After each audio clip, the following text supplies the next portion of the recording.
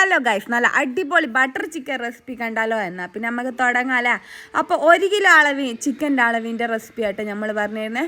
അപ്പോൾ 1 കിലോ ചിക്കന് നല്ല കഴുകി വൃത്തിയാക്കി അതിലേക്ക് 1/2 സ്പൂൺ മഞ്ഞൾപ്പൊടി, 2.5 സ്പൂൺ മുളക് പൊടി, പിന്നെ നമ്മുടെ 1 സ്പൂൺ മല്ലിപ്പൊടി ഇതെല്ലാം ഇട്ടതിന് ശേഷം നമ്മുടെ തൈരില്ലേ, നല്ല ഒരൊത്ത പുളിപ്പുള്ള തൈര് തന്നെ കേട്ടോ. അപ്പോൾ തൈര് ഒരു 3 സ്പൂൺ തൈരും, പിന്നെ നമുക്ക് വേണ്ടത് ഇഞ്ചി, വെളുത്തുള്ളി, പച്ചമുളക് ഇതെല്ലാം നല്ലപോലെ ചതച്ചെടുത്തത് കേട്ടോ. അപ്പോൾ ഇഞ്ചി, വെളുത്തുള്ളി, പച്ചമുളക് ചതച്ചത് 2 സ്പൂണ്, അതും ഇട്ടതിന് ശേഷം നമുക്ക് ആവശ്യത്തിന് ഉപ്പിടണം. ഉപ്പിൻ്റെ അളവ് കറക്റ്റ് നമ്മൾ പറഞ്ഞു തരില്ല, ഓരോരുത്തർ ഉപ്പ് ശ്രദ്ധിച്ച് നോക്കി ഇടുക. അപ്പോൾ ഇതെല്ലാം ചേർത്ത് നല്ലപോലെ കുഴച്ചതിന് ശേഷം നമ്മൾ 1 മണിക്കൂർ റെസ്റ്റ് ചെയ്യാൻ വേണ്ടി വെക്കണം കേട്ടോ. ഈ സമയം കൊണ്ട് എന്ത് പണിയെടുക്കാം, എല്ലാവരും പോലെ ഈ ലൈക്ക് സബ്സ്ക്രൈബ് ഇട്ടേട്ടാ. പിന്നെ നമുക്ക് ഈ സമയം കൊണ്ട് തന്നെ എന്ത് പണിയെടുക്കാമെന്നാൽ നമ്മളെ ഉള്ളിയും തക്കാളിയോ, അതായത് ഒരു വലിയ സവാളയാണെങ്കിൽ 1.5 സവാള, മീഡിയം സൈസ് ആണെങ്കിൽ 2 സവാള, 3 തക്കാളി കേട്ടോ, വലിയ 3 തക്കാളി തന്നെ എടുത്തോ. പിന്നെ നമുക്ക് വേണ്ടത് 1 പിടി അണ്ടിപ്പരിപ്പ് ഇതെല്ലാം എടുക്കണം. എന്നിട്ട് നേരെ നമ്മൾ പിന്നെ ഒരു 1/4 കപ്പ്, ഒരു 4 സ്പൂണ് ഓയിലിലേക്ക് ഇട്ട് കൊടുക്കുക. പിന്നെ അതിലേക്ക് 2 സ്പൂണ് ഇഞ്ചി വെളുത്തുള്ളി പേസ്റ്റ് ഇട്ട് നല്ല പോലെ ഇളക്കി മിക്സാക്കി എടുക്കണം. ഈ സമയത്ത് നിങ്ങൾക്ക് കുറച്ച് ഉപ്പ് ചേർക്കാവുന്നതാണ്. ഈ മസാലയ്ക്ക് വേണ്ടി മാത്രം ഉപ്പ് ചേർക്കണം കേട്ടോ. അപ്പോൾ ഉപ്പും ചേർത്ത് നല്ല പോലെ വഴറ്റിയെടുക്കണം. ഇതിലേക്ക് നമ്മൾ വേണ്ടിയത് ഫ്രഷ് ക്രീമാണ്. പക്ഷേ എൻ്റെ അടുത്ത് ഫ്രഷ് ക്രീം ഇല്ലാത്തതുകൊണ്ട് തന്നെ ഞാൻ വിപ്പിംഗ് ക്രീമാണ് ഉപയോഗിക്കുന്നത്. അതുകൊണ്ട് തന്നെ എന്ത് പണിയെടുക്കണോ, മധുരം ഞാൻ ചേർക്കുന്നില്ല കേട്ടോ. എല്ലാത്തവരും ഈ സമയം കുറച്ചൊരു പഞ്ചാര ചേർക്കുന്നത് നല്ലതായിരിക്കും. അപ്പോൾ നമ്മുടെ ഉള്ളിയും ഇതെല്ലാം നല്ലപോലെ വാടി വന്ന് അത് മാറ്റി വെക്കാം, തണിയാൻ വേണ്ടി മാറ്റി വെക്കാം.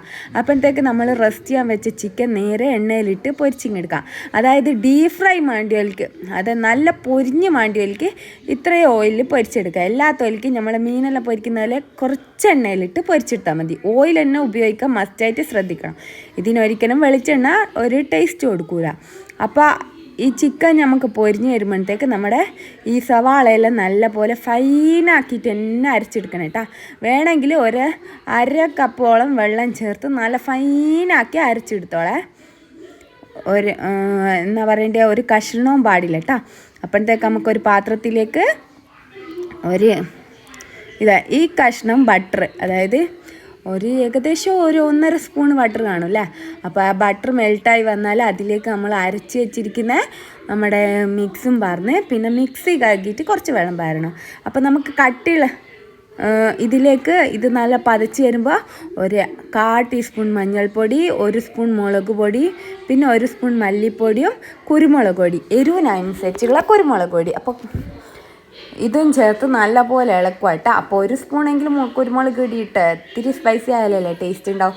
എന്നിട്ട് നമ്മൾ പൊരിച്ച് വെച്ച ചിക്കനും ഇട്ട് നല്ലോണം ഇളക്കി മിക്സാക്കി എടുത്തതിന് ശേഷം 1 പിടി മല്ലിച്ചപ്പാണ്, 1 പിടി മല്ലിച്ചപ്പും 1/4 സ്പൂണ് നമ്മളെ ഗരം മസാലപ്പൊടി, പോരപ്പോൾ തന്നെ ഉണ്ടാക്കിയ ഗരം മസാലപ്പൊടി ഇട്ട് നല്ലോണം മിക്സ് ചെയ്തെടുക്കണം. എന്നിട്ട് അതിലേക്ക് ഫ്രഷ് ക്രീമോ അല്ലെ വിപ്പിംഗ് ക്രീമോ പാർന്ന് അതിലേക്ക് ഒരു ചെറിയ കഷ്ണം ബട്ടർ ഇട്ട് നമുക്ക് മൂടി വെക്കാം. അങ്ങനെ അടിപൊളി ബട്ടർ ചിക്കൻ ഇവിടെ റെഡി ആയിട്ട് കിട്ടും.